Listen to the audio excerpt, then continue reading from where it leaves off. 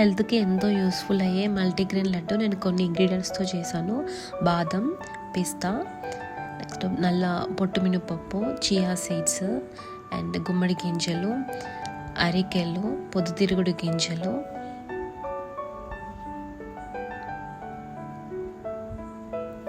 ఇంకా water melon seeds, makhana seeds, ఇంకా సామలు,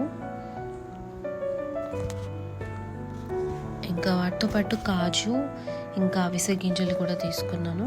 సో ఇవన్నీ కూడా ఒక 5 minutes రోస్ట్ చేసుకోవాలి. అండ్ ఇక్కడ ప్రతి ఇంగ్రీడియంట్ కూడా నేను 100 grams తీసుకున్నాను. బట్ అవిసె గింజలు మాత్రం ఒక 50 grams తీసుకున్నా.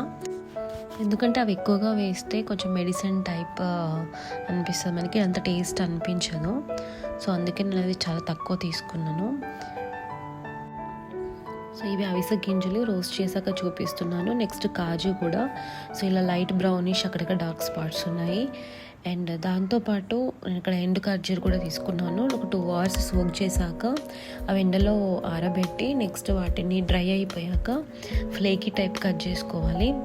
తర్వాత వాటిని ఇంకా తడిగా ఉంటే మనం ఇంకొంచెం కూడా సన్ రైజ్ పెట్టవచ్చు. నెక్స్ట్ ఇలా రోస్ట్ చేసుకున్న ప్రతి ఐటెం కూడా బౌల్లో వేసేసుకోవాలి. ఎవరికైతే డ్రై ఫ్రూట్స్ కట్ పీసెస్లా కావాలనుకుంటే అలా అన్నిటితో పాటు మిక్స్ చేయకుండా సపరేట్ మిక్స్ చేసుకోవాలి. ఇవి పొట్టు మినపప్పు, నెక్స్ట్ ఇది చియా సీడ్స్ అండ్ మక్కనై, సో ఈ సీడ్స్ అన్నీ కూడా. నెక్స్ట్ ఇంకా నేను నువ్వులు కూడా యాడ్ చేసుకున్నాను. అండ్ నెక్స్ట్ అంజీరా. సో ఇక్కడ డ్రై ఖర్జూర్ అనేది ఇలా అయిపోతుంది, మనం ఇలా ఫ్లేక్ టైప్ కట్ చేసుకోవాలి. సో ఇలా విరిగిపోవాలన్నమాట, మెత్తగా ఉండకుండా.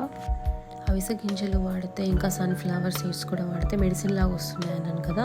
సో అవి రాకుండా ఉండాలంటే ఇలా స్పైసెస్ యూజ్ చేయాలి. దాల్చిన చెక్క కొంచెము అండ్ ఇంకా వాము కూడా, సో దగ్గు రాకుండానికి. నెక్స్ట్ ఈజీగా డైజెస్ట్ కూడా అవుతుంది, ఎందుకంటే ఇలా చాలా రకాల సీడ్స్ ఉన్నాయి కాబట్టి. అండ్ వీటన్నింటినీ కూడా బెల్లం తురుముతో మిక్స్ చేయాలి కొంచెం కొంచెంగా. సో అప్పుడే మనకి లడ్డు కట్టడానికి ఈజీగా వస్తుంది. అండ్ గీ ఉంటే కూడా గీ వేసుకోవచ్చు. డైలీ మార్నింగ్కి తింటే హెల్త్కి చాలా బెనిఫిట్. సో మెయిన్గా బ్రషింగ్ తర్వాత. సో పిల్లలకు కూడా ఇది చాలా మంచిది. సో వాళ్ళ స్నాక్స్కి మనం ఇవ్వచ్చు.